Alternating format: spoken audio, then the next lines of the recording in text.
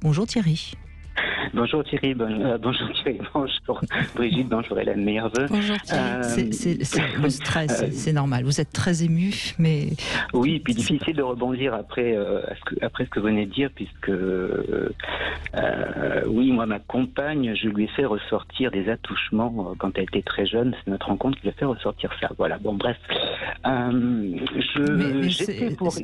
C'est bien, ça prouve qu'il y a eu quelque chose entre vous qui lui a permis que ça ressorte et qu'elle puisse le dire. Oui. Hein. De toute façon, c'était une relation très, très forte et on s'est fait remonter chacun des choses. Donc c'est parfait, comme on pourrait dire. C'est parfois douloureux, mais ce sont des choses qui doivent sortir et être traitées après. Donc ce n'est qu'un bien en fait. Enfin, alors, je dirais que moi, j'étais bourré de complexes, en effet, parce que j'étais obèse quand j'étais adolescent et autres.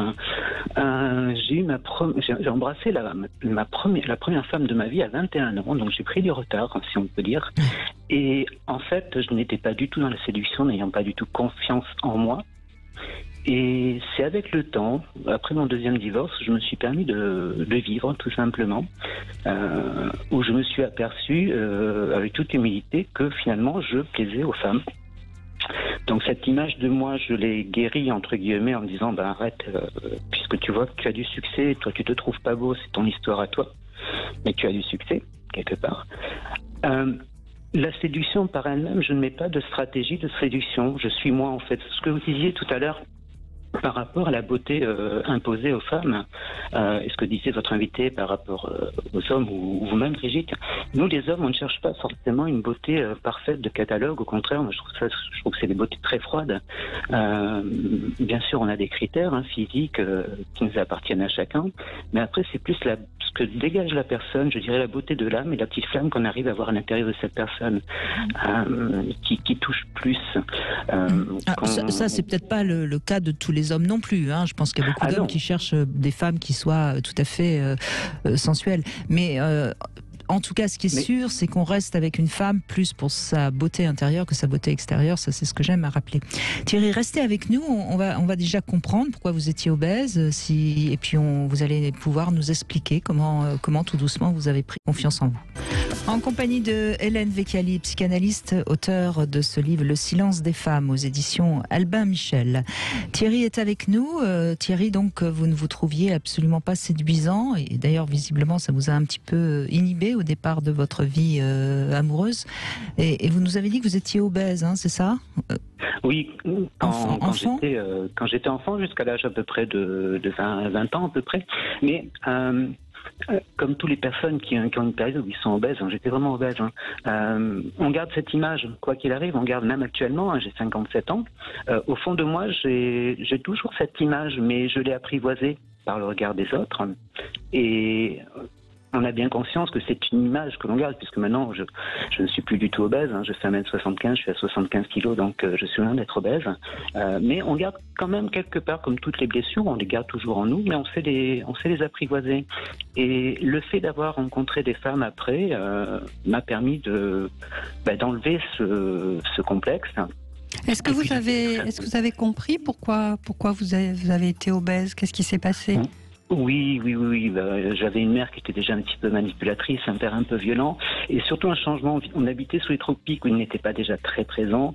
Et quand on est rentré en France, ils ont construit en campagne pour aller travailler en ville, mais à l'époque, il n'y avait pas toutes les infrastructures. Donc, ils devaient partir le matin vers 7h du matin, rentrer le soir vers 21h le soir. Donc, une grosse absence, et ils compensaient en nous laissant, si vous voulez, des gâteaux, des sucreries. Et moi, comme j'étais le plus jeune, je l'ai compensé sur la nourriture, évidemment. Donc, et ça va très vite. Quand vous mangez un paquet de Pépito, une tablette de chocolat et 1,5 litre de coca tous les soirs, ça va très vite. Et qu'est-ce qui a été le facteur déclenchant de cette perte de poids vers 20 ans Quand j'ai pris mon indépendance, quand je suis devenu étudiant, j'ai pris un appartement, j'ai changé mon alimentation. Et bravo. Petit à petit, ça s'est fait. Oui, j'ai fait un gros travail de toute façon sur moi, parce que j'ai le droit à pas mal de blessures. Mais voilà, ça s'est fait de moi-même. Et ça m'a pas empêché d'être comme j'étais dans la blessure d'abandon, de choisir 2 premières épouses dont je sentais que ça serait pas les bonnes, mais j'y suis allé parce que j'avais pas envie de rester seule. Et c'est lors du deuxième divorce où je me suis permis de me laisser vivre sans prendre d'engagement, en étant honnête avec les personnes. Et ça m'a permis de voir que finalement, comme tout un chacun... Donc ça a été une période où vous avez un petit peu papillonné, hein, c'est ça ? Oui, beaucoup. Oui, non, mais c'est bien. Attendez, moi je dis souvent, non, enfin c'est bien.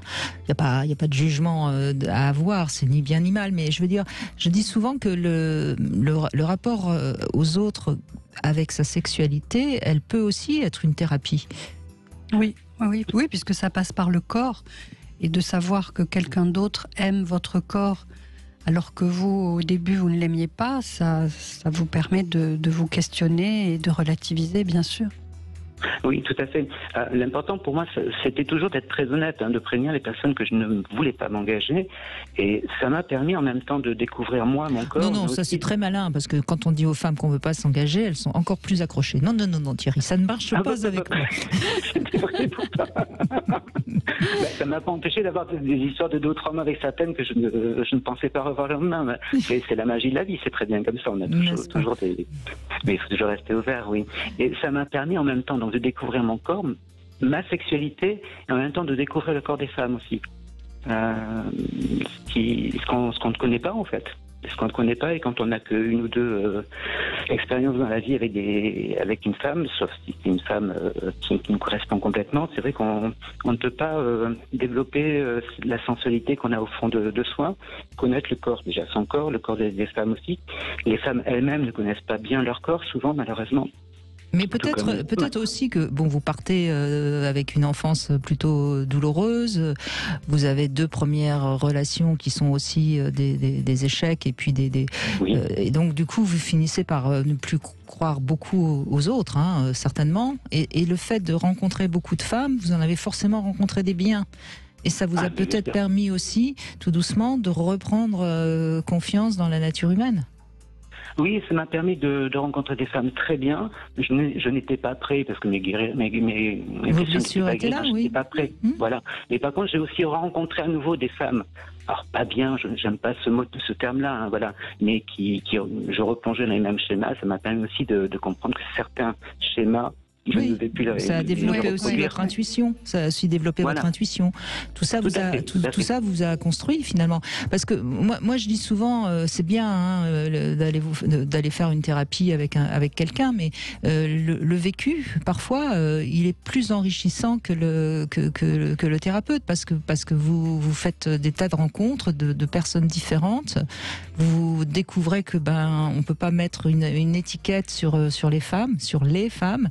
Et puis vous arrivez à découvrir comment vous ressentez si vous êtes en face de quelqu'un de bien ou de pas bien. Enfin, c'est bien de faire les deux, c'est-à-dire de pouvoir faire des exercices et puis après d'aller voir son psy-coach pour y travailler. Et c'est ces allers-retours-là qui sont puissants et qui permettent d'avancer. Oui. C'est ce que je dis en fait. La vie, on n'a pas d'épreuves dans la vie. On n'a que des expériences. Il faut le tourner comme ça. Donc ce que l'on vit, ça doit toujours nous apprendre quelque chose. Après, c'est vrai qu'il faut être ouvert à soi-même, être honnête avec soi-même. C'est difficile au départ quand on est en plein dans les blessures.